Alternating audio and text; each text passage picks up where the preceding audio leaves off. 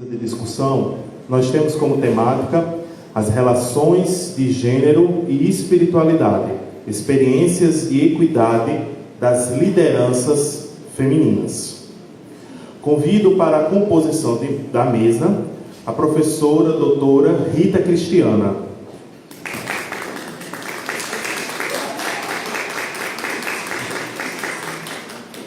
A professora doutora Anitta.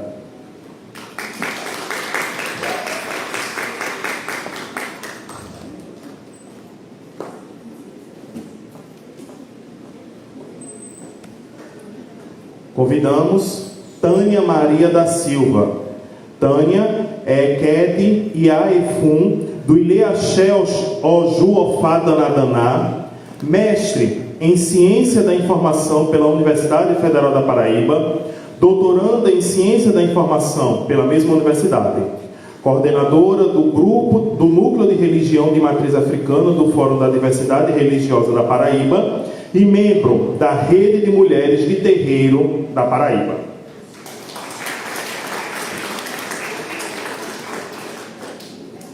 Convidamos também Gisele Gomes, pastora da Igreja Anglicana da Diocese Anglicana de João Pessoa, responsável pela Igreja Anglicana em Guarabira, teóloga, pedagoga, especialização em comunicação social pela Pontifícia Universidade Católica de São Paulo, mestra em extensão rural e desenvolvimento local pela Universidade Rural de Pernambuco e doutoranda em ciência das religiões pela Universidade Federal da Paraíba.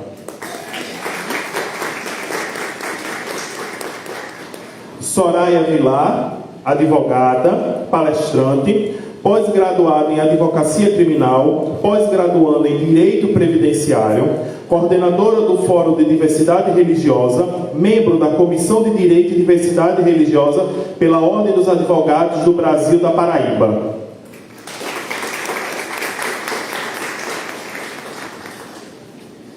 Cirleide Cabral de Oliveira, religiosa das Irmãs Franciscanas de Dilgen há 23 anos, formada em Serviço Social pela Faculdade Internacional da Paraíba, membro da rede Um Grito pela Vida há mais de 10 anos.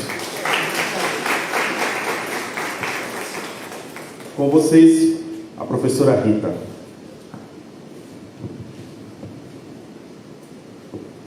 Boa noite. Boa noite, minha gente. É uma alegria muito grande, né? Encontrar vocês aqui nesta noite.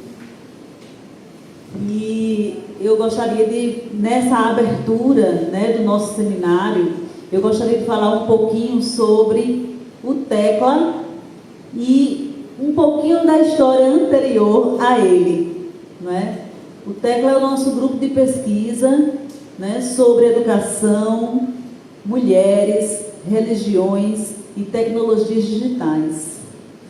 E aí todo mundo vai dizer assim, que nome grande, né? Quanta coisa para a gente dar conta, né? É porque nós somos um grupo muito diverso, né? Nós temos vários estudos, nós temos 3 linhas de pesquisa. Uma linha de pesquisa trabalha com o ensino religioso, outra linha de pesquisa vai trabalhar com gênero e educação, e só isso também dá muita coisa, né? E gênero e tecnologias digitais. Então, nosso trabalho é um trabalho que vem, nosso grupo nasceu no ano passado, e desde o ano passado que a gente vem trabalhando, né, estudando, fazendo leituras, fazendo seminários, né? Nós fizemos um trabalho com filmes, né? E todo mundo do grupo se empenha nesses estudos. E nós temos uma coisa bacana, é que no nosso grupo nós temos pessoas da Paraíba, do Rio Grande do Norte, de Pernambuco, do Maranhão, da Bahia, do Rio de Janeiro e de São Paulo. Então, por isso que nós chamamos o nosso seminário de Seminário Nacional. É o nosso primeiro seminário nacional, porque a gente sabe que aqui online, né, várias outras pessoas do grupo, né, e outras pessoas que também não participam do grupo, mas que ficaram sabendo do evento e estão nos assistindo, né?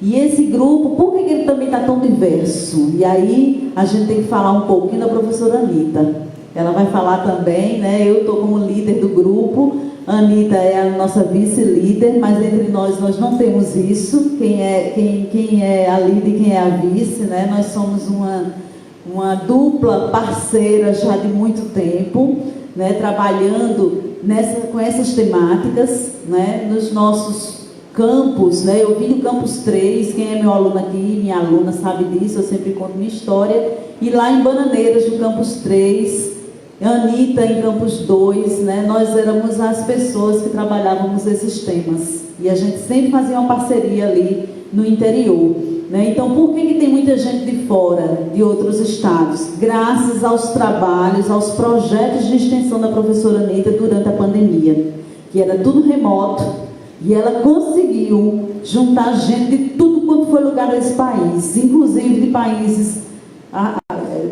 né, fora aqui da América do Sul, nossos vizinhos, né? Então, depois que voltou ao presencial, muitas pessoas que faziam parte, que participavam dessas nossas lives, né, não queriam deixar de estudar sobre esses temas. Então aí surge a necessidade da gente fazer o Tecla, né? E Tecla, por que esse nome Tecla? Muita gente vai pensar que é por causa das tecnologias digitais, porque Tecla vem do teclado. Mas Tecla foi uma mulher, né? Foi uma mulher, foi uma religiosa, a gente pode dizer, hoje ela é santa, né? A Santa Tecla. Ela foi discípula de São Paulo, e ela tem uma história muito interessante de violência contra a mulher, inclusive, né? Então, nosso grupo, ele está focado nisso, e nossa mesa hoje, ela nasce nessa perspectiva, por isso que hoje a gente está juntando aqui importantes lideranças religiosas femininas para conversar com a gente. Eu vou passar um pouquinho a palavra para a professora Anitta, para que a gente realmente possa fazer a abertura da mesa, tá bom? Boa noite a todas, boa noite a todos, boa noite a todas. E eu quero dizer da minha alegria, né, de estar aqui e de vivenciar esse momento aqui com vocês e aqui com essas mulheres, né, maravilhosas, com a professora Rita, que é realmente uma guerreira da universidade pública, né, a gente pode dizer assim. Nós somos guerreiras, nós vivemos fazendo as coisas, mesmo com todas as dificuldades, né? Mesmo com todos os obstáculos. A nossa amiga ali perguntou, você de areia está aqui? Eu estou aqui, né? Então é assim, a gente sai de lá, vem para cá, e a gente está sempre nesse movimento de fazer, né, algo no sentido de tentar debater, e no debate a gente tentar entender melhor as pessoas, entender melhor as relações de gênero, enfrentar a violência, né, por meio do debate, por meio da conversa, por meio da educação, e é isso que a gente tem feito, e desenvolver uma cultura do respeito, né? A gente tem uma preocupação que é muito forte nesse sentido, né, de distribuir essa cultura do respeito, que a gente possa começar a fazer a prática dessa cultura do respeito em nós, né? E a gente tem realmente conseguido, a gente pode dizer, não é, professora Rita, que a gente tem conseguido muita gente para trabalhar conosco neste sentido, né? E a gente está muito feliz de estarmos aqui hoje dando a abertura ao primeiro Seminário Nacional Tecla, né? E acreditamos que esse é o primeiro de outros e muitos que virão, né? Querendo desde já agradecer a presença de todas vocês, de todos vocês, convidar também quem estiver aqui próximo, mas estiver acompanhando pelo Instagram, não deixe de vir presencialmente, porque, né, sentir o calor humano é bem melhor, né? A tecnologia nos salvou, realmente nos salva sempre. Na pandemia foi a tecnologia, a gente conversava ainda há pouco, né? Mas hoje, se a gente puder estar junto, é melhor, né? Se a gente pode estar junto, então vamos vir para cá.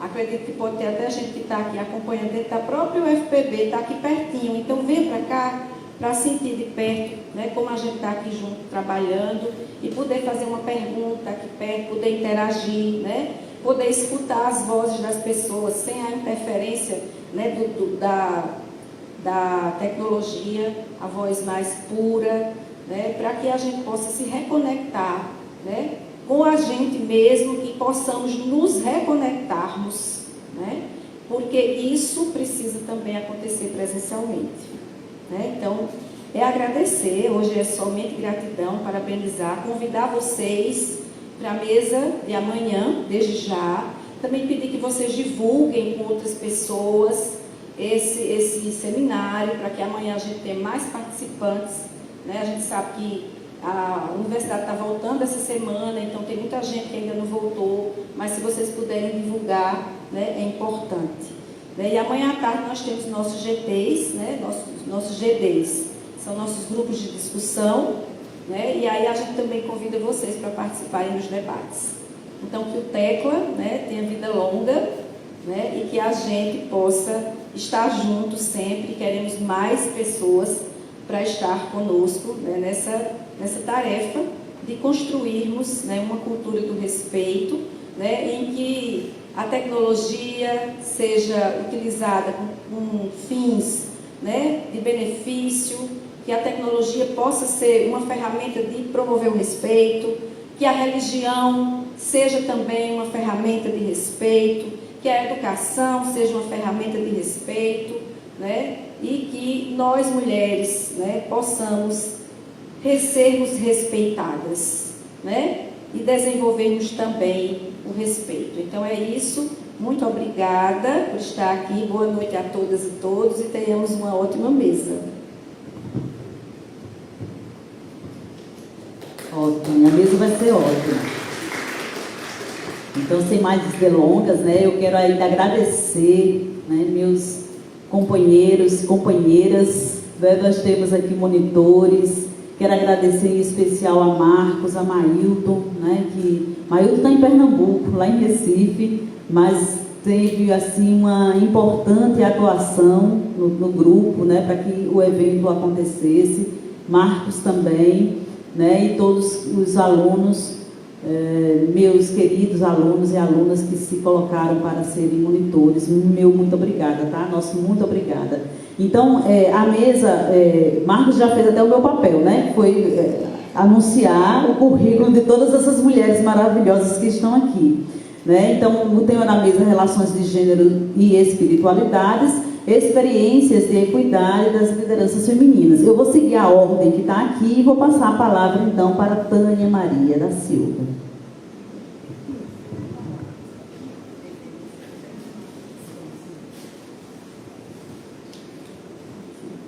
Olá, boa noite.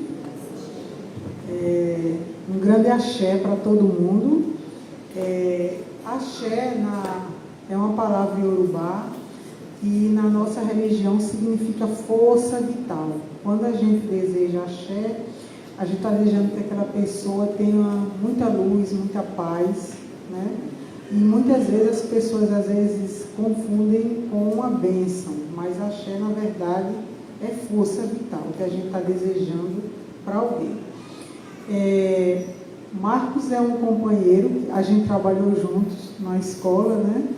Na escola a gente já fazia uns tumultozinhos. Então, depois a gente se afastou, ele saiu da escola, eu também saí, mas aí a vida sempre faz o possível para a gente se encontrar, né? Eu ainda continuo sendo professora, mas hoje também eu fui chamada e eu trabalho na ouvidoria da educação do Estado. Mas para não abandonar de uma vez, eu ainda fico aqui e acolá numa sala de aula. Eu sou Ekebe, a minha nação é Jeje Savalu, eu faço parte do Ile Axé Ojuofá Danadana, né? E eu também sou a Iaefum dessa casa. Começando do começo, Ekebe é uma pessoa que dentro da religião de matriz africana, que é o candomblé, ela não entra em transe, né? Como vocês conhecem, ou diz assim, ela recebe santo. A Ekebe, ela já é apontada pelo orixá como uma mãe grande, e é aquela mãe que cuida da casa e cuida do pai ou da mãe do santo ou das outras pessoas quando elas estão em transe. Elas não podem ver nem ouvir. Então a Eked é quem vira o olho, né, do pai e da mãe de santo dentro da casa. Fora isso, eu também recebi um cargo. Os cargos no candomblé, eles são sempre dados pelo orixá. Pai e mãe de santo não dá cargo a ninguém. Os cargos são dados pelo orixá. Então o orixá também, que é o patrono da casa, eu sou filha de Oyá. Oyá é a mulher que comanda o vento, os raios e a tempestade. Dentro do panteão africano, ela é uma deusa que ela é da guerra, ela é a única mulher que ela guerreia em igualdade com os homens, e também dentro do panteão africano é ela que conduz os espíritos quando a gente não fica mais aqui na Terra. É uma história bem grande, eu estou tentando resumir para vocês, né? Porque eu tenho pouco tempo. Mas eu sou Eked de Oxóssi. Oxóssi é o patrono do meu barracão. A minha mãe de santo, muitos de vocês já ouviram falar, é Mãe Renilda, né? E Mãe Renilda é Mãe Renilda de Oxóssi. Então, Oxóssi me escolheu para ser a Eked dele e depois para ser a Iaefum do barracão. A Iaefum, Iá na língua iorubá, é mãe, né? Por isso que tem Ialorixá, que é a mãe do orixá, ou Babalorixá, que é o pai do orixá. Na minha nação, a gente não se chama de Ialorixá nem de Babalorixá. Eu disse a vocês, né, quem estudou um pouco história, sabe que vieram escravos de vários pontos, né, de vários países da África. Tanto que o candomblé não é africano, o candomblé é brasileiro. Porque na África não existe o candomblé. Na África se nasce numa determinada região, um determinado país, e lá você pertence a um orixá. Como aqui, como vieram várias nações e não se tinha como cultuar as nações separadas, juntou-se tudo e a gente cultua os orixás. Então, a minha nação é Jeje Savalu. E no Jeje Savalu, os Ialorixás e os Babalorixás são chamados de Doné e Doté. Então, a Iaefum, que foi o cargo que eu recebi, é aquela mãe que recebe as pessoas que vão se iniciar na religião, né, e apresentam a ela um pouco da religião. E eu acho que vocês já viram, mesmo quem nunca foi a um barracão, mas já viram no Instagram, quando a pessoa sai, ela sai toda pintadinha com aquelas pintinhas. Aquilo ali quem faz é a Iaefum do barracão. Não, então estou só resumindo um pouquinho para vocês, né? Que a história é bastante grande. Mas falando das relações, né, do sagrado, para que eu não me perca, porque professor fala muito e gosta de falar demais, né? Eu vou ler aqui para vocês um pouco do meu conhecimento e depois fiquem à vontade para vocês tirarem qualquer dúvida que vocês quiserem.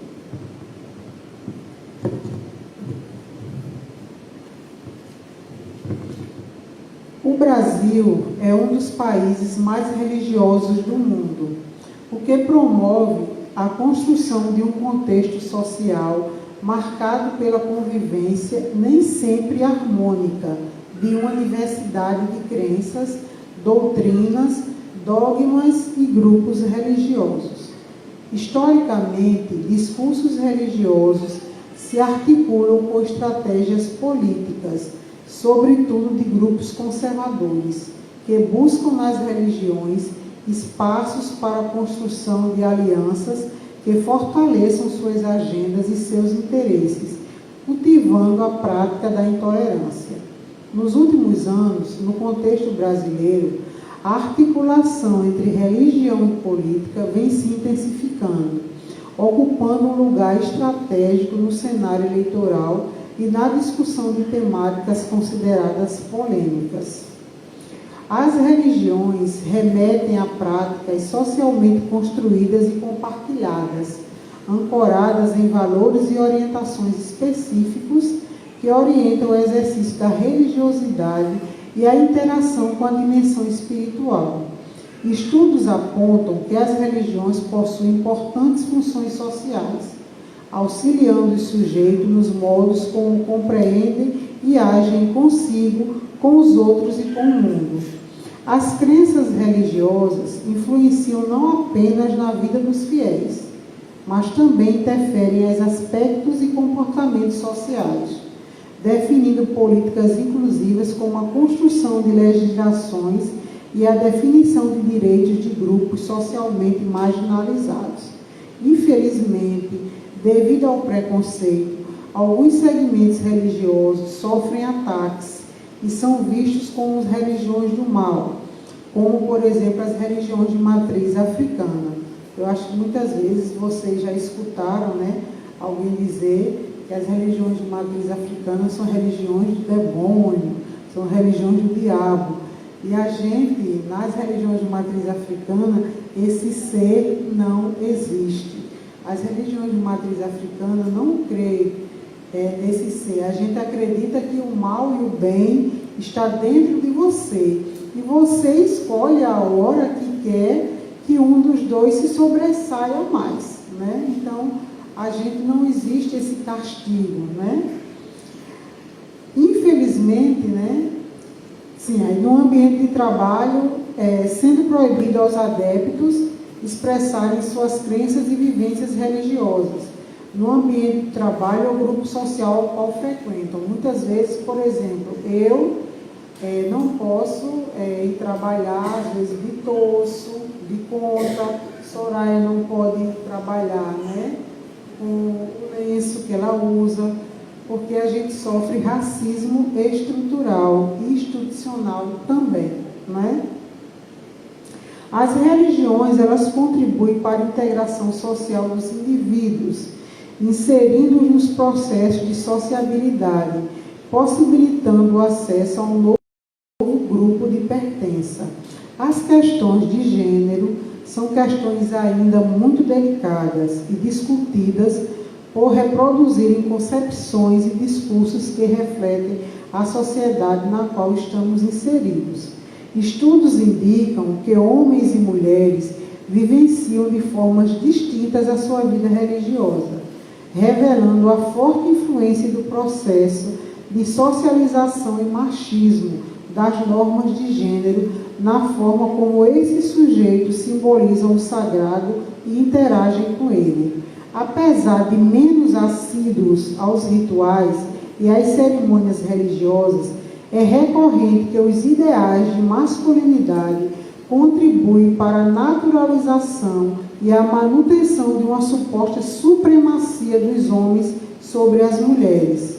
Assim, os homens assumem as lideranças dos principais segmentos espirituais, cabendo às mulheres apenas as funções secundárias e subalternas, como o culto do cuidado religioso e a manutenção dos templos e locais de culto.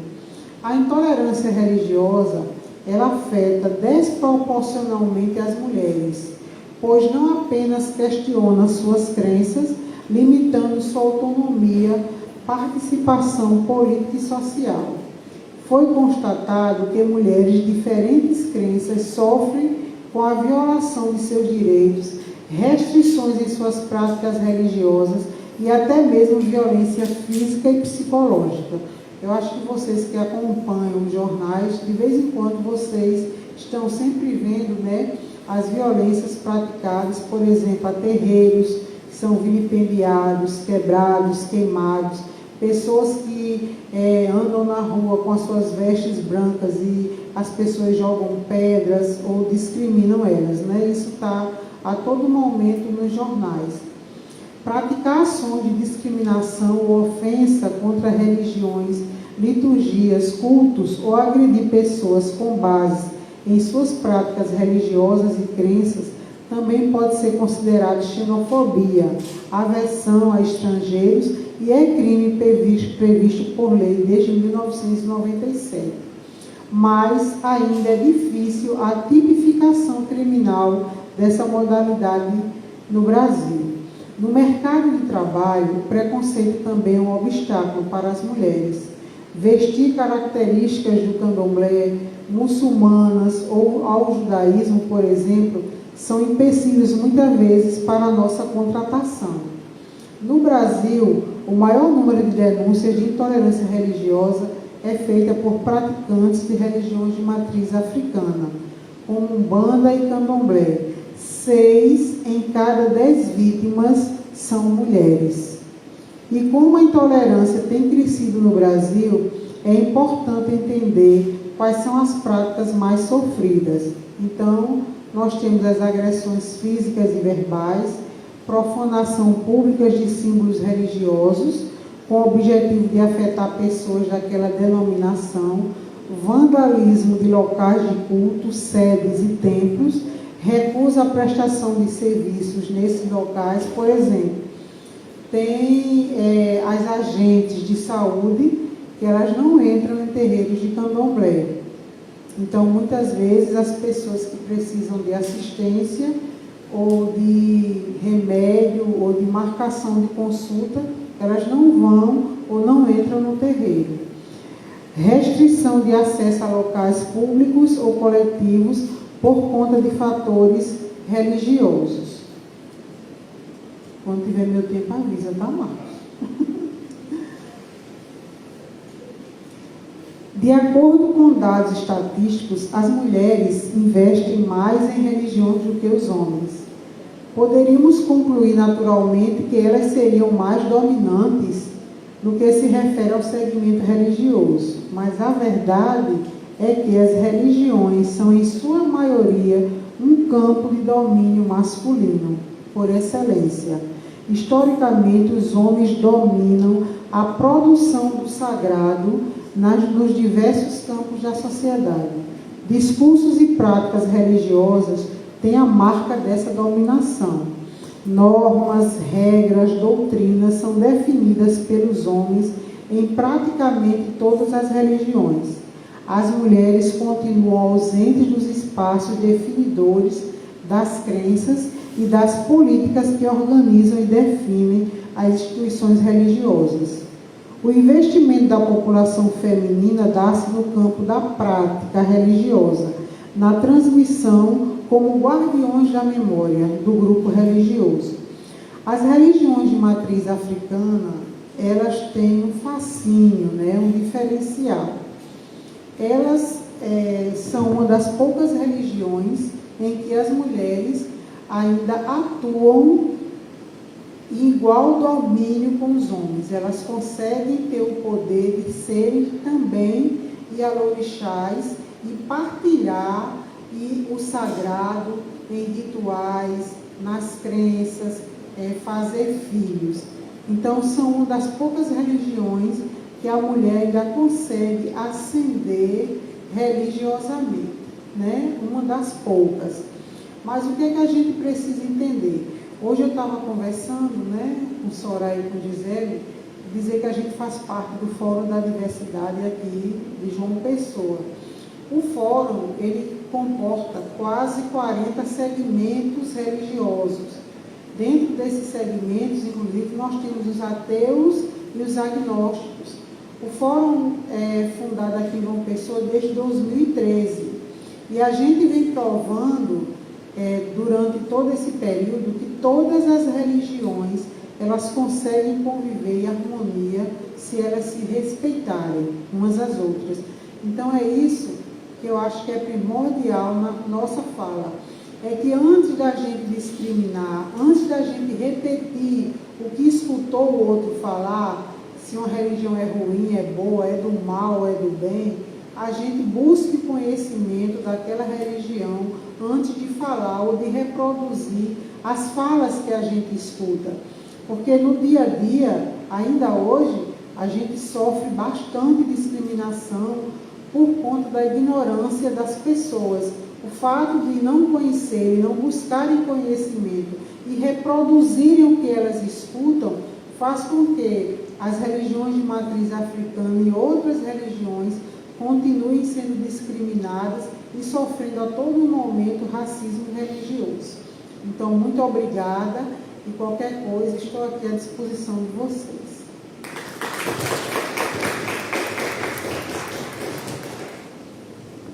Muito obrigada, Tânia. Eu tenho que lhe chamar como? É que diz? Eu tenho que lhe chamar como? É que diz? É Ked. É Ked, Tânia. Olha quanta riqueza, né? Vocês já vão fazendo aí as anotações das perguntas, viu? Eu acho que tem muita coisa para a gente perguntar, né? Porque ela falando e vem aqui muitas coisas na mente.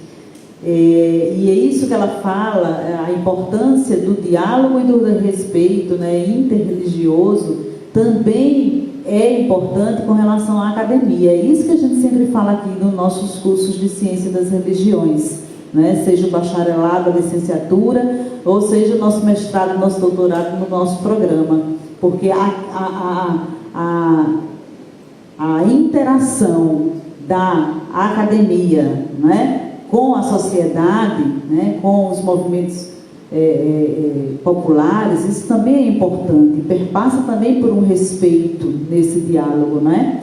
Então vamos passar agora a fala para a querida pastora da Igreja Anglicana, Gisele Gomes.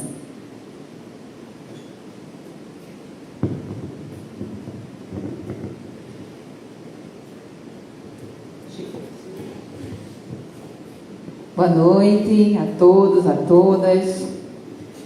Gente, olha só, eu faço doutorado aqui em Ciências das Religiões e sou teóloga, faço parte da Igreja Episcopal Anglicana no Brasil. Sou cristã e, por ser cristã, eu gostaria de falar algumas coisas e, sobretudo, fazer alguns questionamentos para que a gente possa pensar. Veja só, a meu ver, o problema crítico das relações com o sagrado, gênero, diversidade, ela situa-se justamente na consideração dos direitos das mulheres, onde muitas vezes isso é tomado de uma maneira bastante simplista, como se não fosse um grande problema. E aí eu quero trazer para vocês alguns questionamentos para a gente pensar. O primeiro deles é, o que significa esse direito? Eu ser uma reverenda ordenada pela igreja. Quando a instituição na qual se quer ter direitos é uma das que nega ou que apoia muitos de outros direitos das mulheres. O que significa ter direito numa instituição cuja ideologia teológica segue valorizando e incentivando o poder masculino em detrimento de uma visão mais participativa e diversificada de serviços, carismas e poderes? O que significa ter direito à ordenação de mulheres quando há uma visão de um sacerdócio eminentemente masculino, anacrônico, e com uma secular simbologia teológica masculina? Sim, porque Deus, Ele é sempre Pai. Ele é Pai nosso. Vocês já perceberam que nunca é tratado como mãe, ruá divina? As pessoas, dentro dos espaços dos templos religiosos, se tratam como irmãos em Cristo. Por que não irmãs, já que nós somos mulheres? Os homens sempre estão sentados, descansando ou numa posição de liderança confortável. As mulheres sempre estão na cozinha, cuidando das crianças, cuidando dos almoços, dos jantares, das lembrancinhas, das decorações das igrejas espalhadas pelo país, quer sejam elas históricas, pentecostais, neopentecostais ou até mesmo católicas romanas. A questão é que, o que significa nós termos esse direito para com tantos outros que são desrespeitados? Como é que acontece a reflexão dos direitos sexuais e reprodutivos dentro das igrejas cristãs? A violência doméstica, a violência contra a mulher, tão falada aqui pela professora Rita, e por tantos outros grupos de estudo, muitas vezes ela é ratificada pelo fundamentalismo e com o conservadorismo de algumas denominações religiosas. Então, que aceitação é essa? Será que a admissão do sacerdócio ordenado traria respostas tranquilas e satisfatórias para essas questões? Será que apenas ordenar mulheres pastoras resolve esse problema?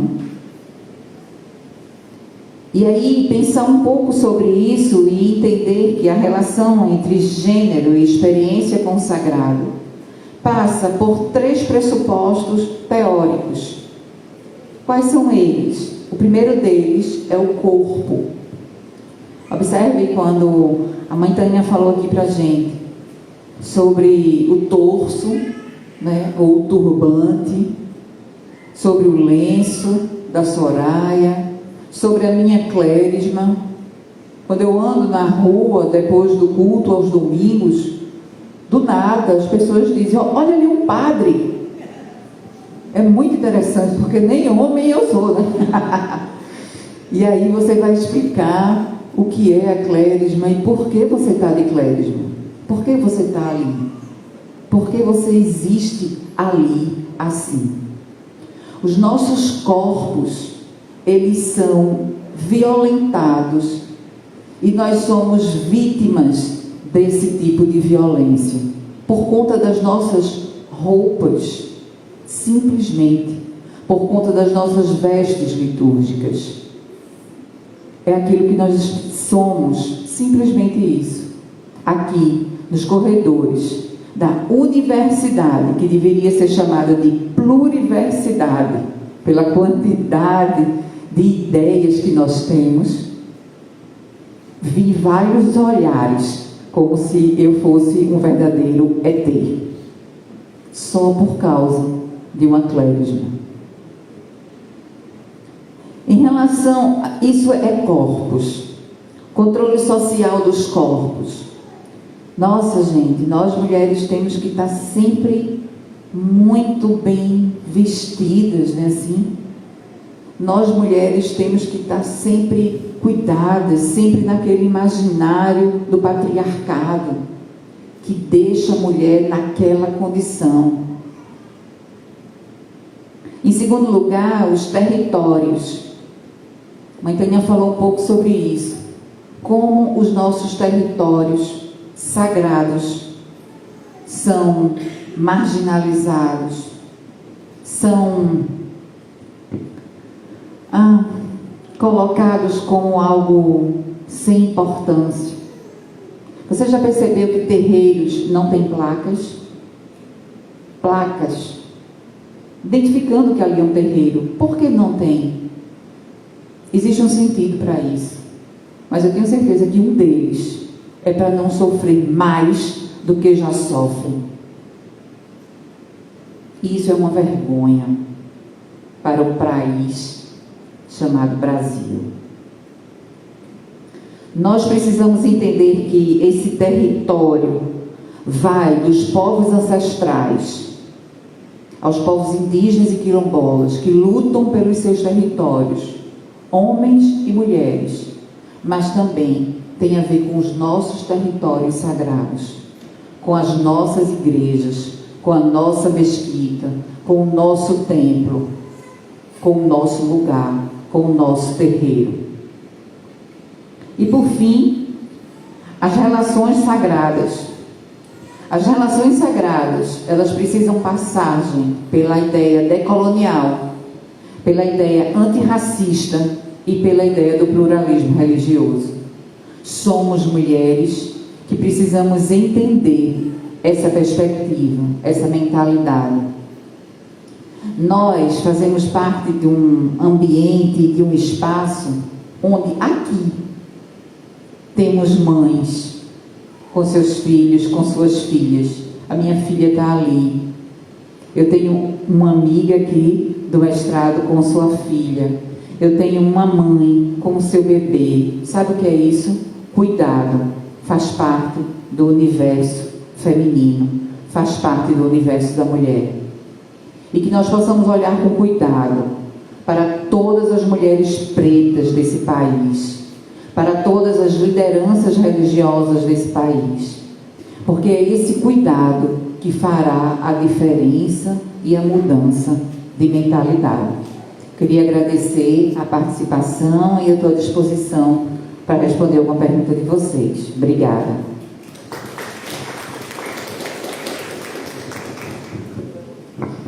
A gente já está vendo assim que tem muita, nas falas, né, já estão surgindo questões que serão muito trabalhadas amanhã, né, aprofundadas. Amanhã a mesa é sobre a violência contra as mulheres e como é que fica a questão da religiosidade, das religiões, dos líderes e mulheres líderes religiosos, né, espirituais. A Laudiana está ali, você falou, sua colega, ela é minha orientanda, né? Janaína também, ela não está aqui, é minha orientanda. São duas mulheres que trabalham sobre a violência contra a mulher, né? Laudiana, nos lares cristãos, evangélicos, né? E a gente percebe que muitas vezes há o incentivo, né, a esse tipo de situação, porque o conselho é: minha filha, né, Deus pode mudar tudo, né, joelho no chão, vá orar, né, ele vai mudar, essa pessoa vai mudar. E a gente já tem visto até feminicídios, né, nesse contexto. Então isso tudo a gente também ainda vai trabalhar amanhã, mas ele também está aqui presente hoje, esse tema, para vocês verem como é um tema, né, que perpassa por todas as relações e pela nossa vida de mulheres, né. Eu vou passar agora a palavra para a Soraya, né, que também vai trazer aqui a sua experiência de mulher sendo uma liderança, né, religiosa. Boa noite a todos. Eu quero agradecer primeiro a oportunidade, né, de estar aqui com vocês, o convite. E vou falar um pouco da mulher dentro do Islã primeiro e depois aqui. Né? Então, a mulher no Islã, ao contrário do que muita gente pensa, ela tem sim o seu lugar, né? Não como uma liderança religiosa, isso realmente não é permitido. Uma mulher liderar uma oração, por exemplo, em que tenha homens. Se tem homens, eles é quem lideram. E a mulher só lidera a oração se for só mulheres. Mas as mulheres muçulmanas, elas têm o direito de estudar, de trabalhar e de ser o que elas quiserem. Inclusive, uma das primeiras universidades do mundo foi fundada por uma mulher muçulmana, salvo engano é no Marrocos. Então a mulher muçulmana, na religião muçulmana, né, nos países muçulmanos, ela tem sim lugar e espaço. Ainda não vi nenhuma mulher muçulmana presidente, né? Porque acho que nenhuma teve essa audácia ainda, e na maioria dos países também é monarquia, então é mais por homens. Já aqui no Brasil, um país que se diz laico, né, a nossa vida já se torna um pouco mais difícil. Eu sou muçulmana revestida há 10 anos, fui criada num berço evangélico, meu avô era pastor, minha avó era dirigente de ciclo de oração, minha mãe era cristã evangélica, meu pai católico. Então, foi assim um boom na minha família, né, quando eu me tornei muçulmana. Minha mãe não aceitou nunca, ela morreu e não aceitou. As outras pessoas da minha família, como meu pai, minha avó, meus tios, graças a Deus, hoje aceitam normal, né, mas antes não aceitava de jeito nenhum. Quando eu me reverti, eu era executiva de vendas numa empresa de material de construção. E eu não sabia como dizer isso ao dono da empresa, né? Que agora eu era muçulmana. Então viajamos, eu, ele e um gerente da empresa, fomos visitar um cliente em outra cidade. Quando esse gerente falou, né? Ô Henrique, você sabe que agora a Soraya é daquela religião que usa aquele pano? Aí ele falou assim, Aí eu falei, eu não sabia como te dizer, mas é verdade. Aí, nessa época, eu já estudava direito, né? Aí ele falou, olha, como você estuda direito, você sabe que eu não posso te proibir de usar esse pano, esse véu, esse lenço, como você chama, mas saiba que isso vai fechar muitas portas para você. Aí eu olhei bem fixa para ele e falei assim, inclusive as portas do inferno. Enfim, decidi não usar, porque o hijab, ele foi feito para nos proteger. Então, quando eles nos colocam em uma situação de risco, a gente pode tirar. Então, o meu trabalho era o meu sustento. Então, eu precisava, né? Enquanto eu não me formasse, enfim, eu precisava daquele trabalho. E a minha roupa de farda do trabalho não comportava o lenço. Porque o lenço não é só o pano na cabeça, né?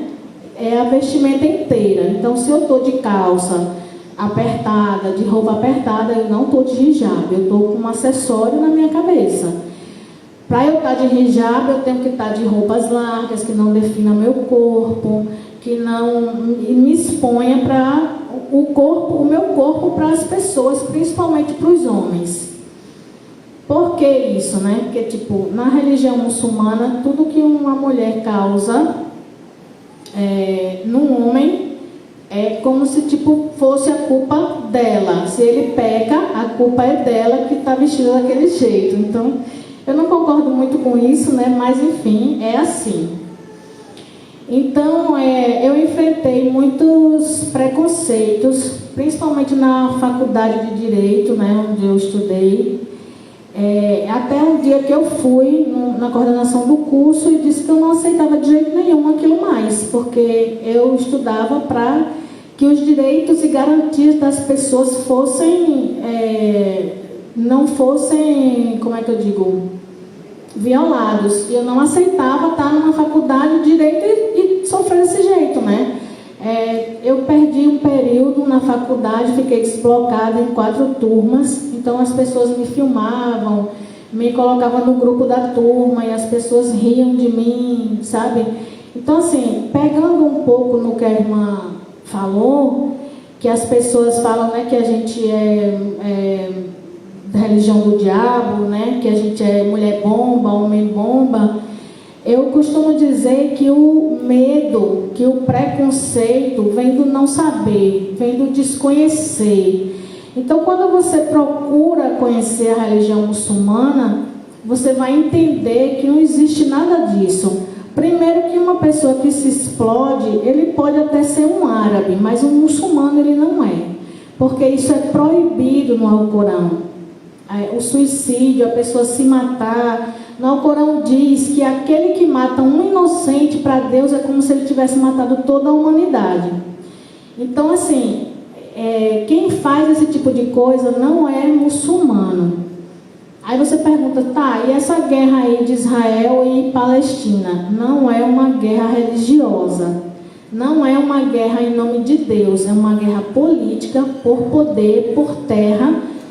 Então, assim, não tem nada a ver com religião, não tem nada a ver com Deus, não é nada disso. Então, se você procurar estudar essa guerra que já vem há 73 anos, não foi começada agora, não é de agora e não é em nome de Deus de jeito nenhum.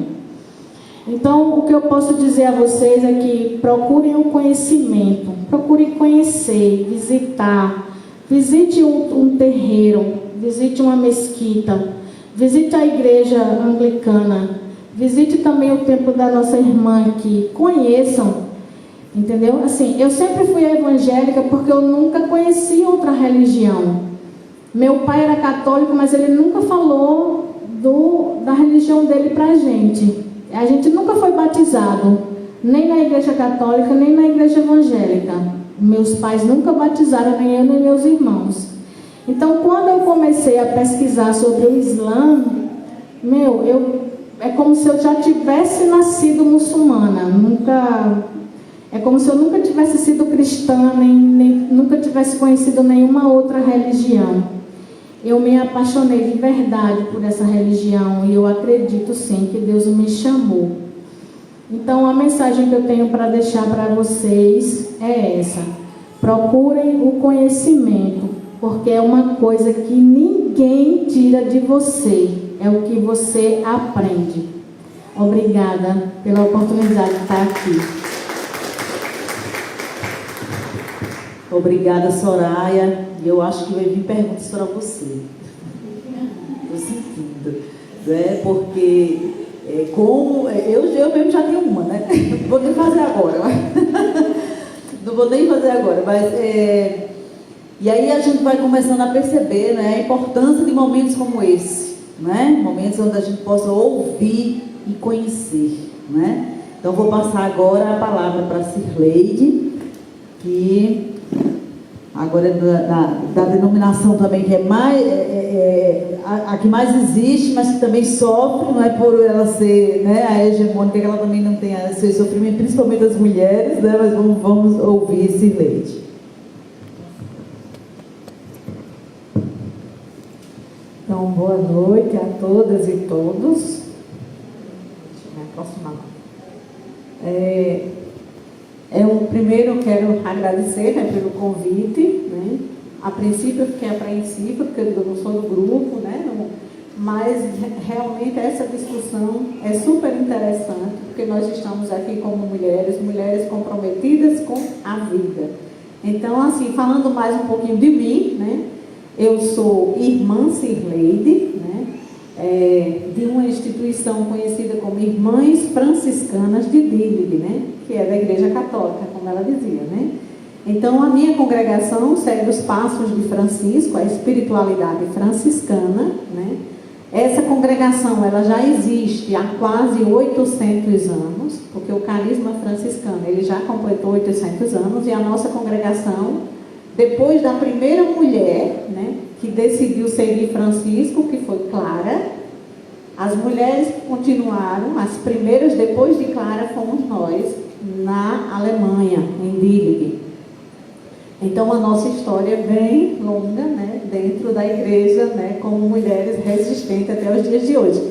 E é interessante que isso não estava no meu pensamento, mas pela discussão me faz lembrar que a nossa congregação, com todos esses anos de caminhada, ainda muita gente nem conhece, né? Chegou um período da nossa história que sobrou uma irmã, por conta que estava doente, né? E na época da guerra ela teve que se esconder. Foi a que salvou nós para hoje a gente estar aqui, né? Uma só. Então ela reconstruiu a nossa história. Então nossa história, hoje no Brasil nós somos... poucas irmãs, né? Nós temos 2 províncias, assim, né? Como somos definidas, nós somos de origem alemã, e aqui no Brasil as irmãs chegaram em 37. Temos 2 províncias, uma província aqui na Paraíba, em Areia, e outra no Rio de Janeiro. Nós somos menos de 100 irmãs. E muitas pessoas perguntam para a gente, como será? Tem muitas vocações, né? Tem jovem ainda querendo ser freira nos dias de hoje, né? Inclusive, minha mãe, ela tem essa preocupação, porque realmente diminuiu muito o número de jovens que desejam seguir o carisma, né, na nossa congregação. E aí a gente diz, não, o projeto é de Deus, Ele está cuidando e, né, vamos. Mas, dentro da igreja, né, realmente não é fácil também você dar um sim à vida religiosa. E aí eu queria também falar um pouquinho, pegando o gancho para eu não esquecer, né, do que a colega expressou aqui, a questão do nosso corpo, né? Porque, como religiosa, muita gente acha que a gente tem que vestir aquela roupa de freira, né? Inclusive eu estou aqui com 2 colegas do grupo, uma que é leiga, né? Depois eu vou falar um pouquinho do nosso trabalho, né? E a outra que também é religiosa, nessa missão que eu vou depois falar, que é da Rede do Grito pela Vida. Mas as pessoas ainda perguntam para a gente, quando é que vocês vão vestir essa roupa? Não é, irmã? Quando é que vocês vão vestir a roupa? Não, minha roupa é essa. Nós temos o nosso traje, né, dos dias festivos, né, do traje o preto e o branco, né, que é uma opção da nossa congregação. Nós já usamos o hábito, sim. Primeiro porque naquela época era determinado que as mulheres tinham que usar aquela roupa que chama o hábito, né, o véu e o hábito, né. Só que após o Concílio Vaticano II, com as mudanças na igreja, foi liberado, usava quem queria. A nossa província ainda tem 2 irmãs que usam. Mas as pessoas perguntam muito para mim, para outras irmãs, quando é, principalmente para quem é mais jovem, quando é que vai vestir a roupa de freira. Então, assim, mas tem uma coisa que eu gostaria de destacar, porque eu nunca vesti o hábito, eu tenho quase 25 anos de votos, nunca vesti o hábito, mas tem algo que me define de forma diferente, né? Porque eu estou sempre, às vezes eu, né, na própria universidade, né, nos espaços onde eu frequento, as pessoas perguntam alguma coisa, não entendem, mas perguntam o que é que eu sou. Então não é a roupa, né? Porque eu uso muito calça comprida, minhas roupas normais, a minha roupa de festa de freira, como diz, a saia preta e a blusa branca, eu uso pouco, né? Mas tem algo que me define de forma diferente, né? Às vezes eu me pergunto o que é que eu tenho, mas Deus sabe. E essa questão do nosso corpo, né? Do respeito mesmo pelo corpo. E mesmo eu não usando o hábito, mas ao mesmo tempo eu percebo que se eu estiver num espaço onde tem uma freira de hábito, e eu que sou freira sem hábito, né? Aquela pessoa, por exemplo, se for no ônibus, alguém vai dar lugar a ela, entendeu? Se for no espaço de fala, aquela pessoa que está de hábito vai ser chamada, e não eu. Então, isso eu tenho vivenciado nesses anos, né, de vida religiosa, de consagrada. Essa distinção pela roupa também, né? Dentro da igreja, né, falando um pouquinho já da hierarquia, né, da questão do homem, né, que, como foi já destacado por vocês, né, a gente é maioria em todos os espaços, mas a minoria ainda é quem determina as coisas em alguns espaços, né, na própria hierarquia da igreja, né. Mas assim, mesmo com muitas lutas, hoje a gente já tem os nossos espaços, né, já garantimos muitos espaços, mas não é fácil ainda essas questões.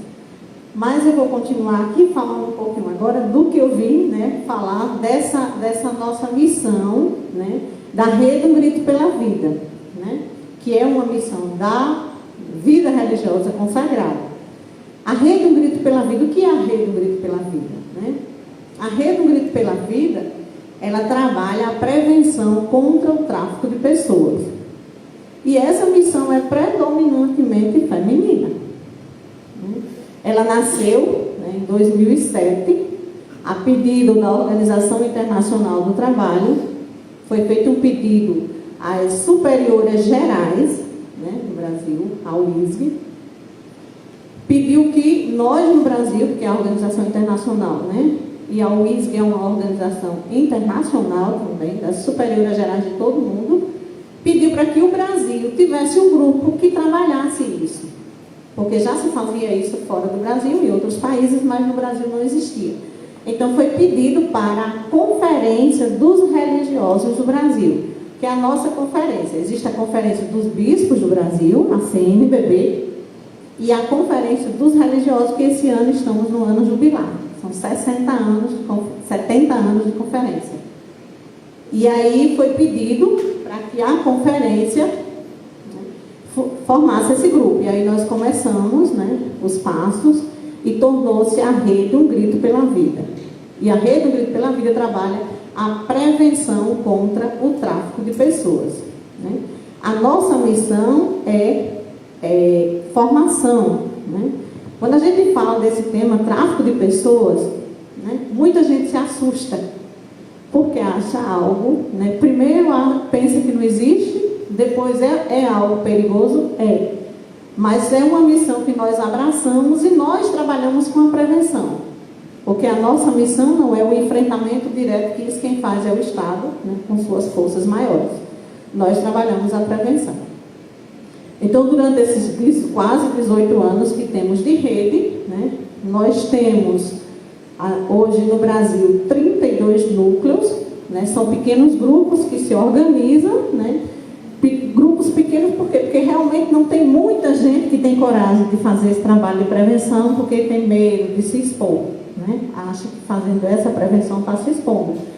E aí hoje no Brasil nós somos 32 núcleos, aqui em João Pessoa, né? Nós iniciamos esse grupo em 2010. Aliás, meu primeiro seminário na universidade, eu pedi ao professor que fosse esse tema. E aí defendi o tema, né? Não foi fácil também, porque as pessoas, na época, estava acontecendo a novela Salve Jorge, né? E as pessoas da minha turma mesmo resistiam muito, achando que era coisa de novela, né? E na época também estava, né, no auge uma pesquisa do jornalista Wendel, né, que fez um documentário Juventude Vendida, do litoral ao sertão, que trazia a problemática do tráfico de pessoas no estado da Paraíba. Mesmo assim, as pessoas continuam achando até hoje que tráfico de pessoas não existe, né? E que é coisa de novela, é coisa que está distante. E a gente sabe que não é verdade, né? Ela está bem próximo de nós, né? Essa temática. Então, assim, o grupo de João Pessoa, né, nesses mais de 10 anos, né, existe, é um grupo pequeno. Né? Eu quero apresentar também a professora Nazaré, né, que é do grupo também, da Rede do Grito pela Vida. E a irmã Irma, também religiosa, né, faz parte do grupo. Nós somos 15 pessoas, mais ou menos, que frequentam o núcleo, né, entre eles religiosas e leigas e leigos. Né? Tem jovens nesse grupo, tem irmãs e tem professores. A professora Nazaré, né, depois eu fiz Ciências Sociais, cursei só até o 5º período aqui e transferi, porque meu curso que eu queria era Serviço Social. Eu não consegui aqui, então transferi para a FPB.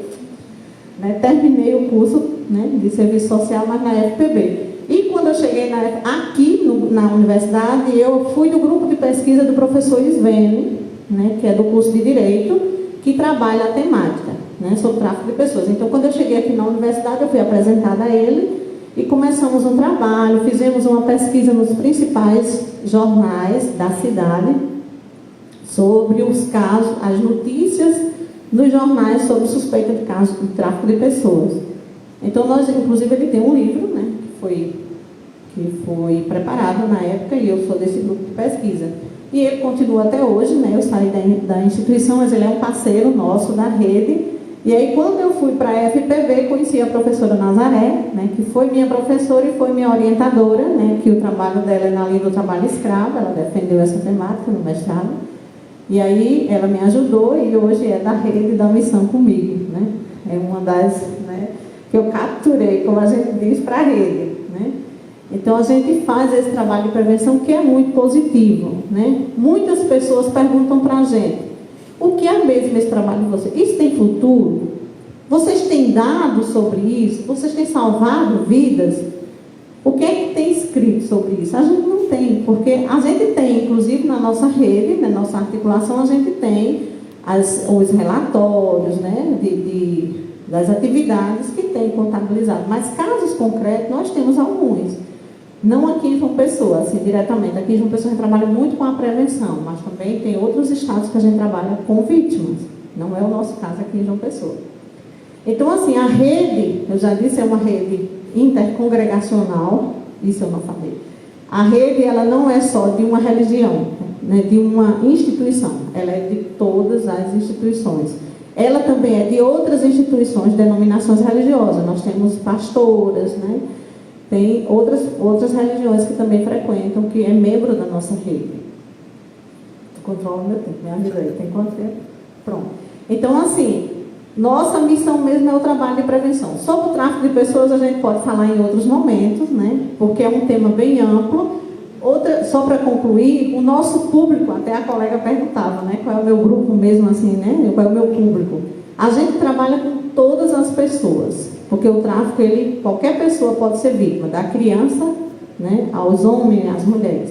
O número maior de vítimas que nós temos, pelos relatórios, pelas poucas denúncias que temos, são as mulheres. Os relatórios, né, apresentados nacional e mundialmente, ainda são as mulheres as maiores vítimas e as meninas. Né? Hoje o público também está aumentando, a questão dos homens, né, para os trabalhos né, de marketing, a própria mídia, né, os trabalhos na área da comunicação, também está levando muitos jovens, homens, para o trabalho escravo, para ser uma vítima do tráfico de pessoas. Então, assim, eu agradeço, né, mais uma vez, eu não fiz algumas anotações, mas eu acho que o importante também é essa conversa, eu estou aberta a perguntas, e obrigada pela oportunidade, né. A colega que faz parte, né, do grupo, Tecla, ela está em aula e está em tarefa do trabalho, então ela me pediu, mas assim, a nossa rede é uma rede aberta, né, para toda e qualquer pessoa que queira, independente de qualquer coisa. A nossa missão é defender a vida, então defender a vida é o nosso compromisso maior, independente de qualquer situação. Então, muito obrigada e estamos aqui. Qualquer dúvida, estou à disposição.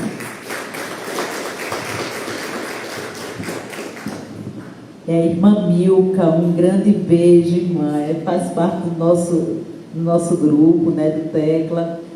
E é verdade, né, quando você diz assim, parece que as pessoas pensam que não existe mais. E você falando, eu me lembrando daquele filme, Filhos do Sol. Anjos do Sol, é um filme antigo, né? Eu me lembro que quando eu assisti aquele filme foi tão chocante que eu fiquei passando mal, né? E aí a gente vê quanto mais pobre, né? Dependendo da região, eu acho que a região norte, né, a gente vai encontrar norte, nordeste, né, mais casos desse tipo. Mas agora a gente fica com um espaço para um debate, né, perguntas, questionamentos, colocações, né, então quem quiser aqui falar, está facultada aqui a palavra, né, uma pergunta ou direcionada para uma das mulheres aqui especificamente, ou uma pergunta para todas, né? Vamos fazer um debate agora sobre tudo isso que a gente conversou aqui.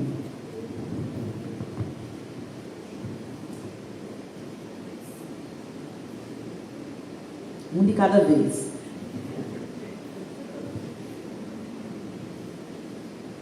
Professora Anitta.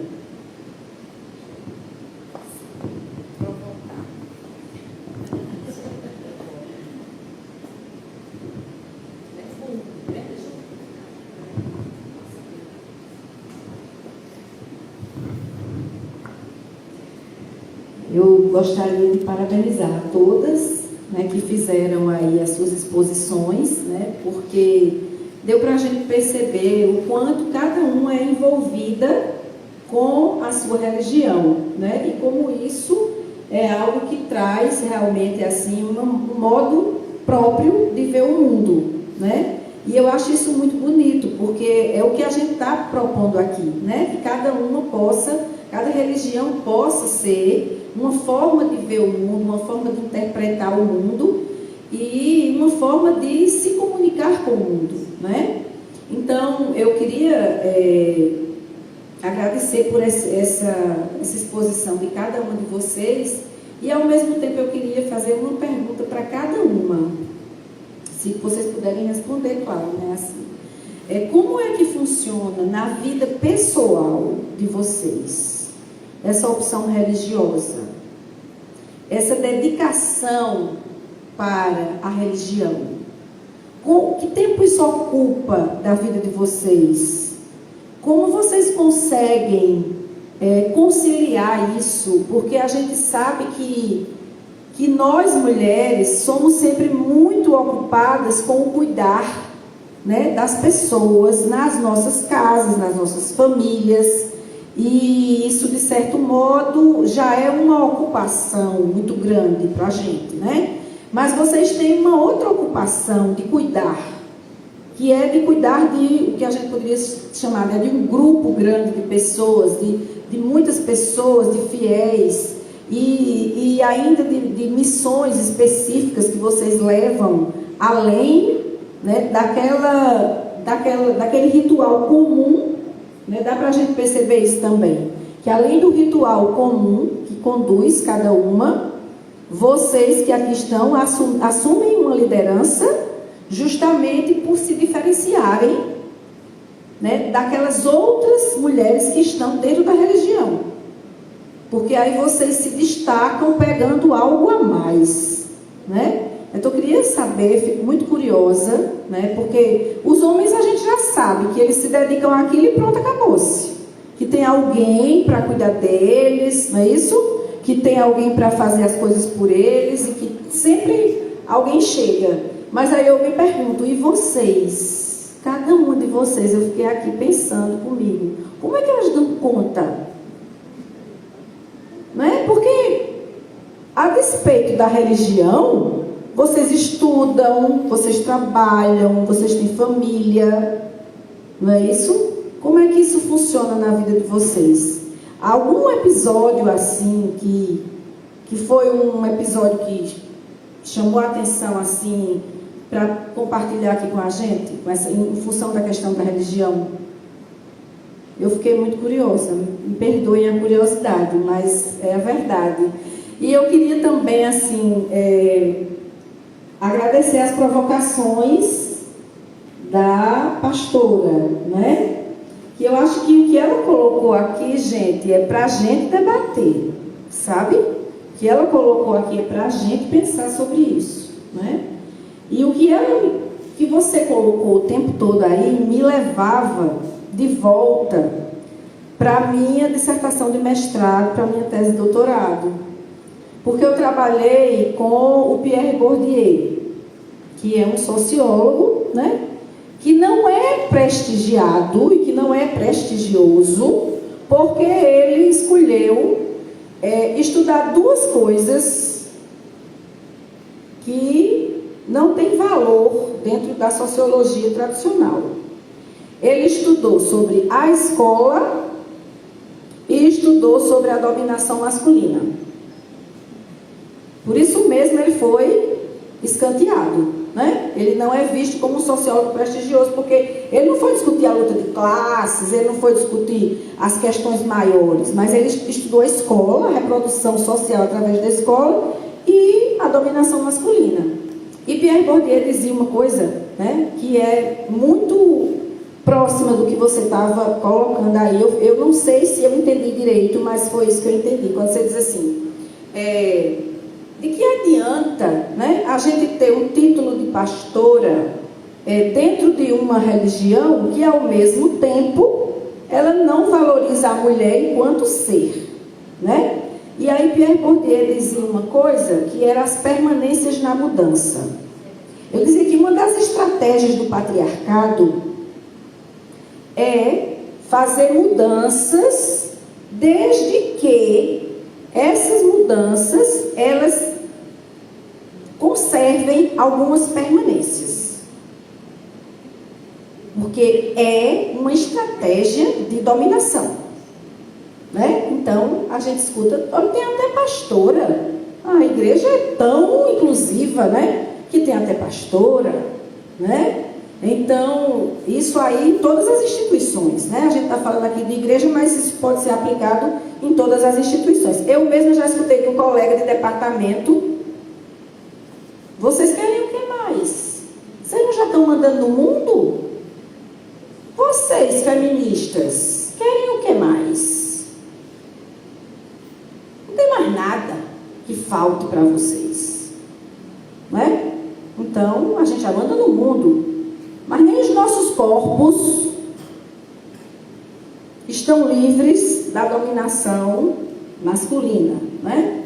Então era isso. Eu queria ouvir de vocês, se for possível, essa pergunta, assim, tanto quanto indiscreta. Vida pessoal articulada com a liderança religiosa. Vamos fazer um bloco de 3? Mais alguém? Mais alguém? Bora, gente.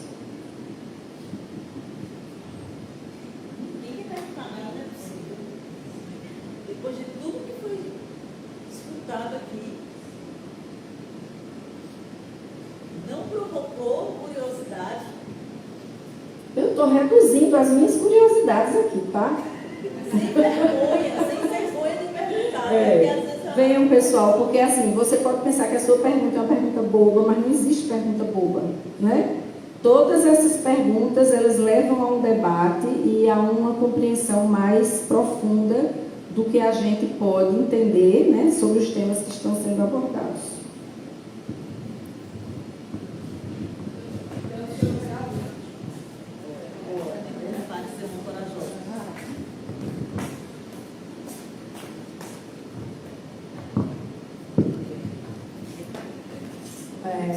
Boa noite a todas, agradecer a participação de todas essas experiências de vida, né? Mostrando assim para a gente que é a religiosidade, as religiões assim na prática, entre a questão do feminino e da religiosidade, porque eu acho assim que a mulher ela tem muito sagrado feminino, então o sagrado feminino da mulher é muito presente em todas as religiões. Falta apenas dar mais visibilidade, e é isso que vocês estão dando hoje aqui, visibilidade. Eu acho que visibilidade é importantíssimo para as questões do feminino.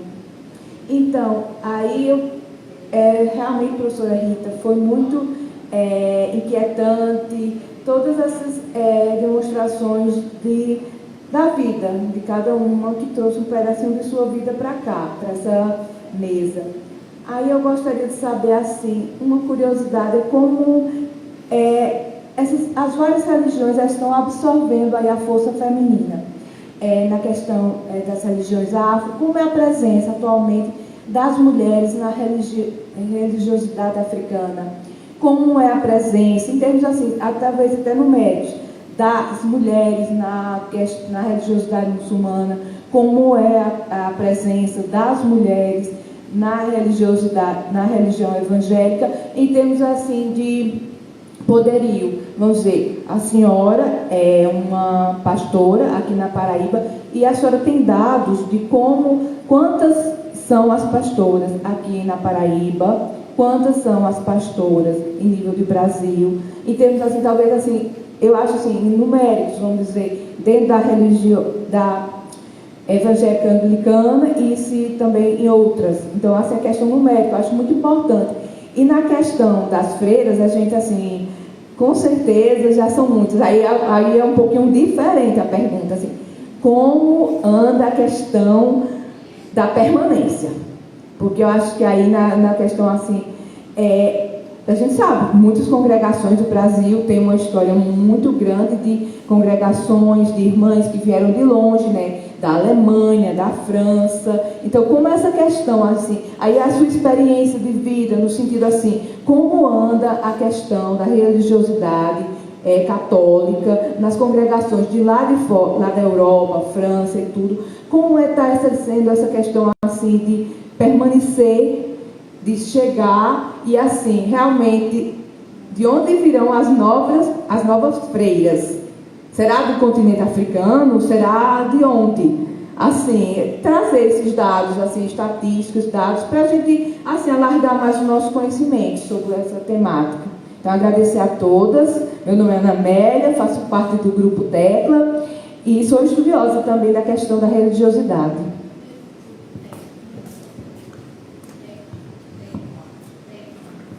Passamos para as respostas, começando com a mãe Tânia. Bem, respondendo à professora Rita, muita gente confunde muito ainda o candomblé com outras religiões de matriz africana, como a Jurema e a Umbanda, né? Geralmente acham que é tudo o mesmo pacote. Mas não é, não é? No candomblé, às vezes as pessoas chegam assim para mim e dizem assim: você bota a carta? Eu disse, hein? Não. E porque assim, e um trabalho, eu digo, a gente também não faz, nem para separar o marido, nem para trazer marido, nem para arrumar nada, não faz isso, não. E que religião é a sua? Eu digo, o candomblé. E o que é o candomblé? Eu digo, o candomblé é culto ao orixá, e orixá é natureza. O que a gente cultua é a natureza. A água para a gente é sagrado. Então, por exemplo, muitas vezes a gente vai à praia um dia de domingo e a gente não toma banho. A gente fica lá tirando do mar plástico que vocês jogam, coco dentro d'água, essas coisas que para a gente é imolar um habitat sagrado, porque a água para a gente é sagrado. Então, a água salgada para a gente é um habitat de uma deusa, que vocês conhecem, que é um dos orixás mais famosos, né? Que é a Manjá. A água doce para a gente também é sagrada. que é o habitat também de outra deusa chamada Oxum. O vento para a gente é sagrado, pedra para a gente é sagrado. A gente não vai na mata para colocar lixo, a gente não passa. Às vezes a gente sente até um mal-estar quando a gente... Às vezes eu estou passando aqui na universidade e eu vejo às vezes as pessoas passando numa plantinha, nada, e passa assim, arranca a folha e do nada, só porque quer arrancar. Então aquilo para a gente é muito ruim, porque tudo que é planta, tudo que é mato para a gente é sagrado. Então a gente cultua esse sagrado. Então para a gente é difícil. Muitas vezes eu digo que entrar na religião do candomblé é muito difícil, porque é uma religião muito rígida, com muitas normas, e muitas pessoas entram achando que é só aquela beleza de estar lá no salão, rodando, dançando, mas não é. O candomblé é uma das religiões mais rígidas. Por exemplo, todas as vezes que a gente vai em trabalho no nosso terreiro, no nosso barracão, você tem que estar de corpo limpo, ou seja, mesmo que você seja casada, a gente aconselha que você não tenha tido nenhum tipo de relação antes de ir ao terreiro trabalhar para outra pessoa. Você não pode ter bebido na noite anterior. A gente aconselha que não fume. Então, isso às vezes tanto pode acarretar um final de semana, como a gente pode passar 1, 2 meses, 6 meses, 1 ano, sem fazer nada disso, sem beber, sem fumar e às vezes até sem sexo. Então, muitas pessoas que às vezes vão para o candomblé acham que é só aquela beleza que vê por fora e às vezes não fica, porque a religião tem muitos dogmas. A gente, às vezes, quando é feito, a gente que é casado não pode dormir com o marido por muito tempo na cama. Então, o marido fica lá na cama e a gente fica numa esteirinha lá no chão, sem ter nenhum contato. E isso depende do tempo que você vai ser feito. Pode ser 1 mês, pode ser 2, pode ser 6 meses. Então, eu sempre digo para as pessoas, mas é linda a sua religião. Eu digo, é muito bonita. Às vezes eu queria entrar, eu digo, então pense muito, porque é uma religião cheia de preceito. Às vezes a gente está no telefone aqui na universidade, aí a mãe de santo só bota assim, barracão em atividade, todo mundo de preceito. Pronto, quem ia passear naquela noite, volta para casa. Quem ia namorar naquela noite, não namora mais. Por quê? Porque se for o barracão, tem que estar limpo. Então, muitas pessoas, às vezes, não conseguem. Eu tenho amigos que dizem, eu não conseguiria jamais ser da sua religião. Passar uma semana sem transar, eu digo, isso é o mínimo, viu? Né? Mas como é em plena sexta-feira, que sexta-feira é o melhor dia da gente sair para beber, eu digo, ó, depois de sexta-feira, depois de meia-noite, não é mais sexta-feira. Você sai e fica com o seu amigo lá sentadinho, tomando um refrigerante. Depois de meia-noite você começa a beber. Mas para muita gente isso é muito, muito difícil, né?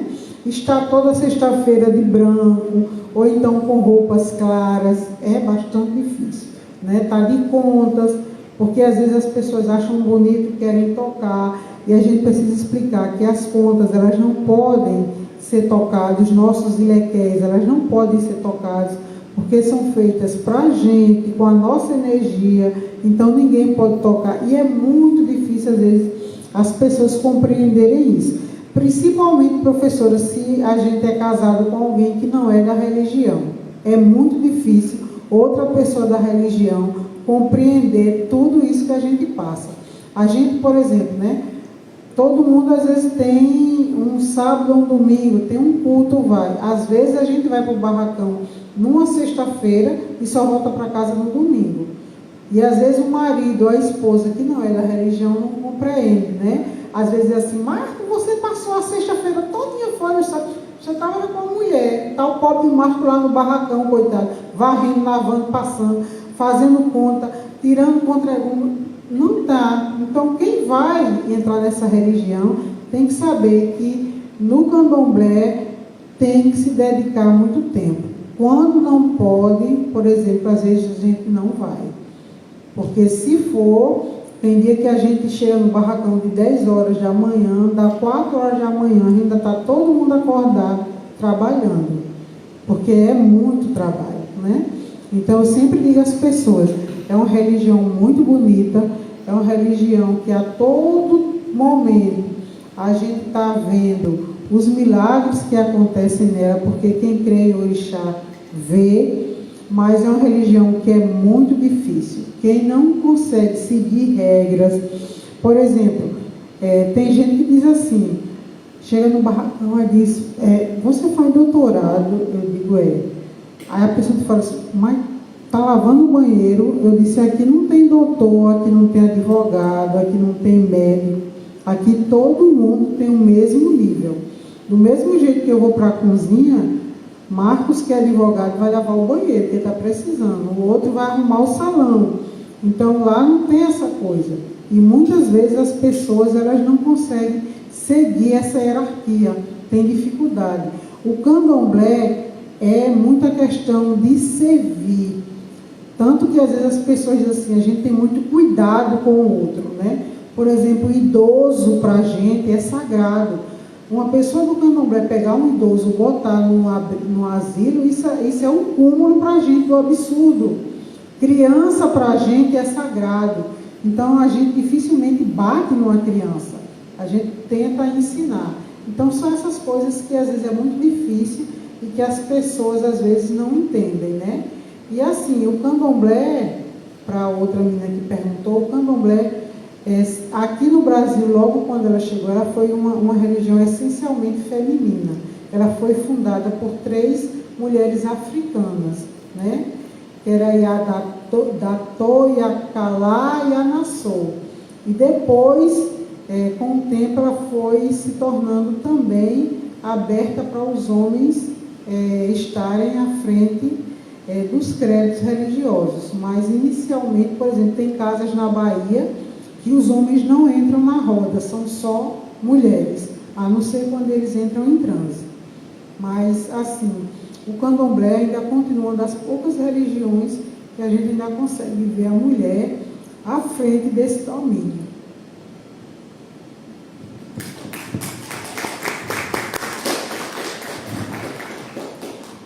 Sobre a nossa obrigação, né, religiosa, durante o dia, os muçulmanos eles rezam obrigatoriamente 5 vezes por dia, né? Então, eu trabalho no escritório de advocacia e somos 5 lá, 3 homens e 2 mulheres. Então, assim, na minha hora de rezar, eu vou rezar. Já tem um lugarzinho lá, né, para mim, estendo meu tapete de oração lá e rezo. E nessa sala que eu rezo, ninguém entra enquanto eu estou lá rezando.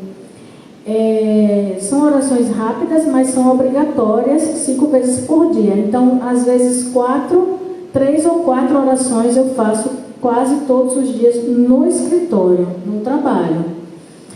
Nós temos também, durante o ano, 30 dias de jejum, né? Que a gente não come, não bebe água, do nascer do sol ao pôr do sol. Então, o pessoal lá também respeita muito isso. Quando eu estou nesse período de jejum, eles vão almoçar e eu fico no escritório, entendeu? Eles não me oferecem comida, não comem no escritório e respeitam. E quando chega a hora de quebrar o jejum, todo mundo vai comer comigo. Então isso assim é bem respeitado, onde eu trabalho, né? Então assim, como eu trabalho no meio jurídico, então assim, as pessoas já respeitam um pouco, porque todo mundo sabe e conhece a lei, né? Tanto assim, do preconceito e tudo. Então, as que têm, né, não expõem tanto como em outros lugares. Quanto à mulher, que você perguntou sobre a religião, né, de liderança, realmente não tem lugar de liderança para a mulher muçulmana dentro do Islã. A mulher muçulmana, ela pode fazer tudo o que ela quiser. Inclusive, foi uma das religiões que deu... foi uma das primeiras religiões que deu direito ao divórcio à mulher, né? Então, nós temos muitos direitos, mas assim, de liderança dentro da religião não é permitido. Há algumas vertentes do Islã que já tem sheikhas, imãs, mulheres, mas para quem segue o Islã do Alcorão, eles estão no desvio da religião. Na religião muçulmana não se admite inovação. Para a gente, Deus não muda, não mudou e nunca vai mudar. O Deus que revelou o Alcorão é eu mesmo até hoje. Ele não vai se modernizar para ninguém querer ele, não. Que, aliás, somos nós quem precisamos dele. Então, nós é quem temos que nos adequar ao que ele determinou. Então, mulher realmente não tem liderança, lugar do homem e da mulher dentro da religião.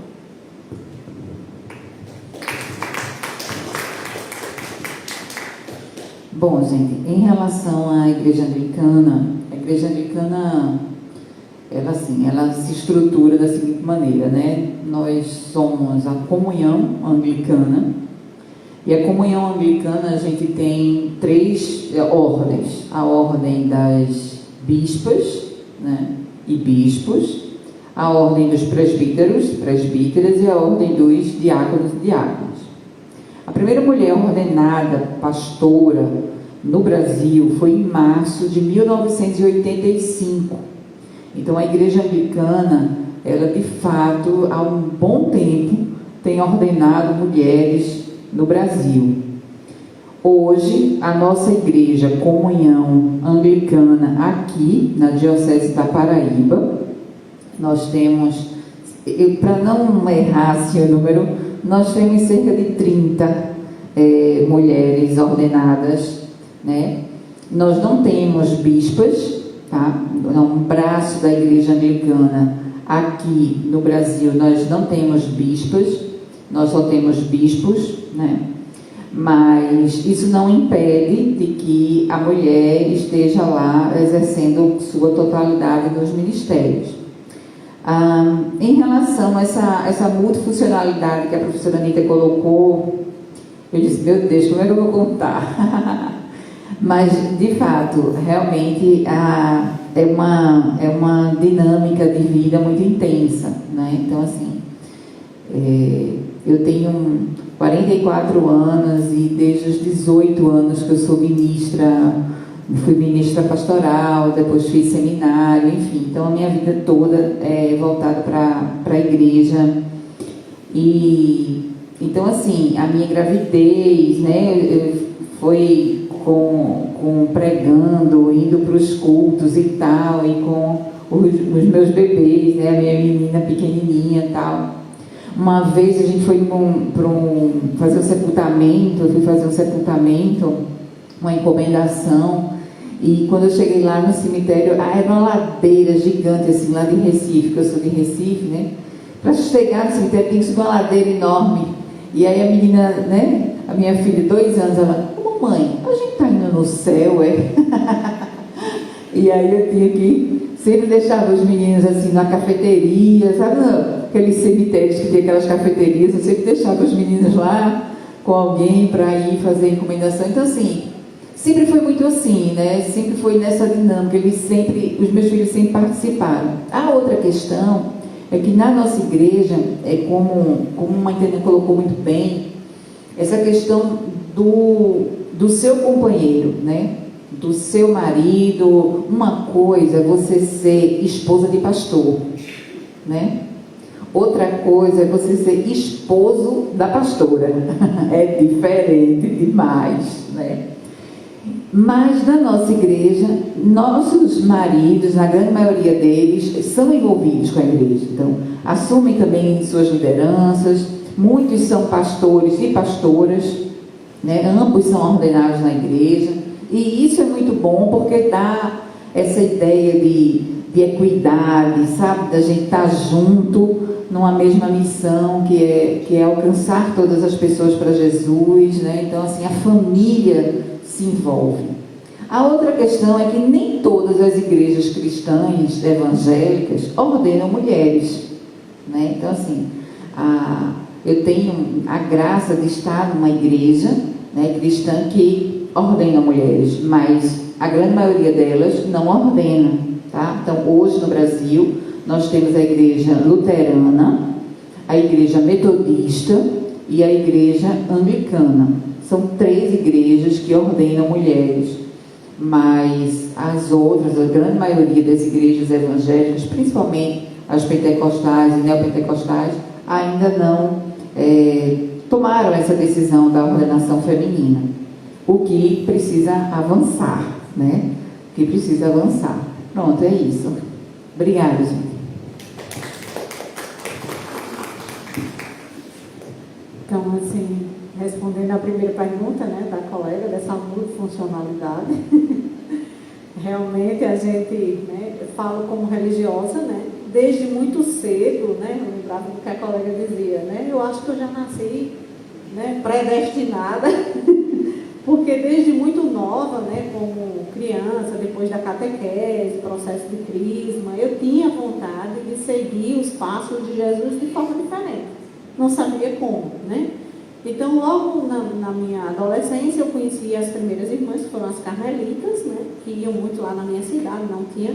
Foi quando eu dei os primeiros passos, né? Para essa busca de uma congregação, que eu não sabia bem o que era, mas fui, né, me aprofundando e tomei a decisão de ser religiosa, né?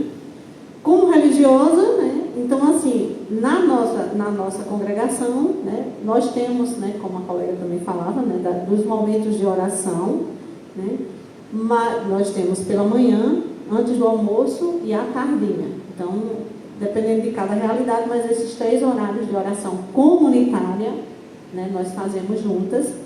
Então, assim, nós temos na nossa congregação as grandes instituições, que são as escolas, né, em outros países, hospitais e outros, mas na nossa província, na província do Sul, nós trabalhamos com escolas. Então, nós temos as escolas, onde eu moro hoje em Areia, né, é um colégio.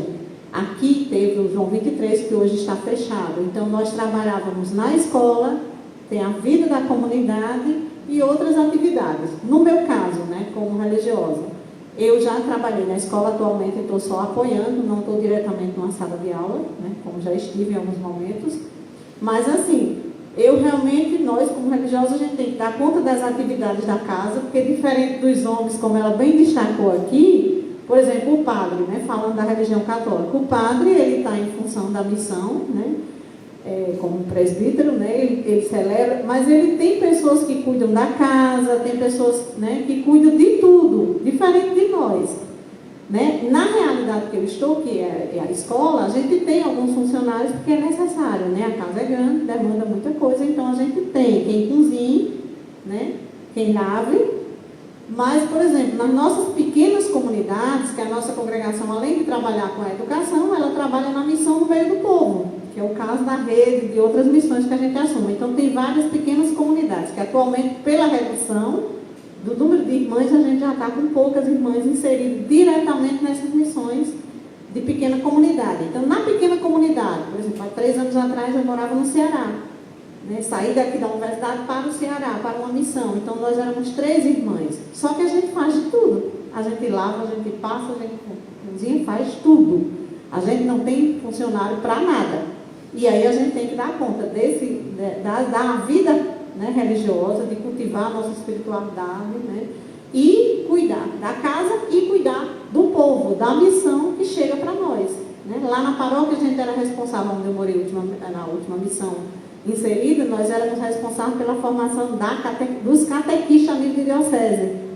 Aí, além dessa missão, eu tenho a missão da Rede do Grito pela Vida. Hoje, na Rede do Grito pela Vida, eu faço parte da coordenação nacional. Nós somos 4 membros da coordenação nacional. E hoje a gente faz muita coisa online. Então, demanda muitas reuniões. Esses 32 núcleos que nós temos no Brasil, a gente acompanha online, quando possível, pessoalmente. Mas também demanda recursos que nós não temos. Né? A gente vive, eu sou uma da equipe, que sou responsável também pela captação de recursos. Então, eu sou responsável pelos projetos. Nós somos 4 na equipe. O ano passado a gente foi para uma assembleia da Thalita Cum, que é a nossa rede internacional, e a irmã que é responsável, né, pela Thalita Cum, ela ficou assim, sem entender como era que nós, aí essa questão da multifuncionalidade, como é que nós, da coordenação nacional, da congregação, inserida nessa missão, dá conta de fazer tudo isso E outro detalhe, sem receber nada em troca, porque é gratuito. Nosso trabalho, nossa missão é gratuita. Então, assim, ela não entendeu, né, está com algumas propostas para ajudar na nossa missão, porque ela ficou sem entender como era que a gente dava conta de tudo. Então, nós somos realmente muito funcional, né? Quanto à pergunta dela a respeito das vocações, né? Na vida religiosa hoje, na nossa congregação, mas também em outras, né? Nós temos uma diminuição muito grande das vocações. Isso tanto aqui no Brasil como em outros países, né? Na nossa congregação, a província que ainda tem muitas vocações é a província mais nova, é a da Índia. Então, na Índia nós temos muitas vocações, né? Mas na Alemanha, aqui no Brasil, nos Estados Unidos, na Espanha, nós já fechamos a comunidade, já fechamos a província, não tem mais, por conta da diminuição. Então, nós temos muitas irmãs idosas. Um fenômeno que acontece hoje na igreja, na nossa igreja católica, são as comunidades. Porque, por exemplo, as comunidades de vida é uma coisa, a vida religiosa consagrada das congregações é outra. Que as pessoas também fazem muita confusão, acham que tudo é a mesma coisa. Então, as comunidades de vida, elas é um movimento, né, que surge hoje, são muitos grupos, muitos deles usam a roupa, como o povo diz, né, o véu, o hábito, né, e isso tem atraído algumas vocações, né, só que a gente sabe, entra muito, mas também sai muito. Porque na história da nossa congregação, antigamente, primeiro as meninas iam muito jovens e de caminhão. As irmãs costumam dizer que os padres faziam as propagandas vocacionais no interior, botavam as meninas no caminhão, era literalmente no caminhão, que era o transporte mais, e trazia. Nossa congregação é cheia de história de irmãs hoje, com 80, 70, 90 anos, que conta essa história para nós, que ela também veio desse jeito. Mas assim, era um processo diferente. Hoje, nas congregações diminuiu muito. Agora, nos movimentos, a gente tem muitas vocações que a gente não sabe, né? Como ficará isso? Se essas permanecerão, né? Se tornarão congregações, como será esse processo? A gente também não sabe, né? Agora, é fato que as congregações mais antigas elas estão diminuindo, né? Se vai acabar e a gente entrega nas mãos de Deus, que a gente não sabe, quem somos nós, né? Então é isso. Muito obrigada, né? Se tiver mais alguma pergunta, estamos à sua disposição. Marcos, a gente tem quanto tempo ainda? Acabou, Marcos. 9 horas. Eu sou professora de estágio supervisionado. Estágio supervisionado em ensino religioso, né, no curso de licenciatura em Ciência das Religiões. Então, eu fico muito triste de eu não poder fazer a minha pergunta, porque eu ia fazer exatamente no chão da escola. Né, como a gente trabalhar, que é uma das coisas que eu converso muito com meus alunos e minhas alunas, né, a questão, e aí a gente se depara com a história da laicidade, né, do Estado laico, do ensino religioso não confessional, que é o que nós defendemos, né, e como é que a gente faz com que a escola, porque também crianças, né, de religiões de matrizes africanas sofrem muito preconceito. Hoje em dia, pasmem, crianças evangélicas que também se vestem com o rigor de ter a saia mais comprida, né? As meninas jovenzinhas que não podem ter tanta vaidade, dependendo da denominação, e isso tudo é motivo de preconceito, né? Então, mas isso vai ficar para um outro debate, infelizmente, né? Sim, vamos tirar uma foto, né? Então vai ficar para um outro debate. É bom porque a gente vai convidar de novo vocês, né, para a gente vir novamente conversar sobre isso. Quero agradecer imensamente, né, o aceite, a partilha, tudo que nós aprendemos. Aprendi muito, né, de cada uma das religiões, da vida de vocês, né, e isso é muito importante. Lembrando que amanhã, nosso evento, nosso seminário é até quinta-feira. Amanhã à tarde nós temos 3 grupos de discussão funcionando, todos online. Então, quem quiser participar, são os 3 grupos, eles são simultaneamente, não tem que escolher, cada um tem um tema específico, não é? Das 14 às 17 horas. Né? A Anitta vai liderar um sobre violência contra as mulheres. Eu lidero outro sobre gênero e tecnologias digitais. E Thaís, que é uma outra pessoa que também faz parte do grupo e lidera mais um GD. Isso à tarde. À noite nós temos outra mesa com a professora Anitta, com Janaína e quem mais, Marcos? Johanna. Sobre violência contra a mulher. Amanhã será lá no auditório do PPGE, aqui nesse prédio aqui de frente. E quinta-feira é o encerramento, aí sim, com a professora Dilaine. Então fica o convite, né, para que todo mundo possa voltar aqui amanhã e quinta-feira para o nosso evento. Então eu dou por encerrada, agradecendo mais uma vez, né, encerrada essa mesa, agradecendo a presença de todos. E aí vamos tirar uma foto ali, né?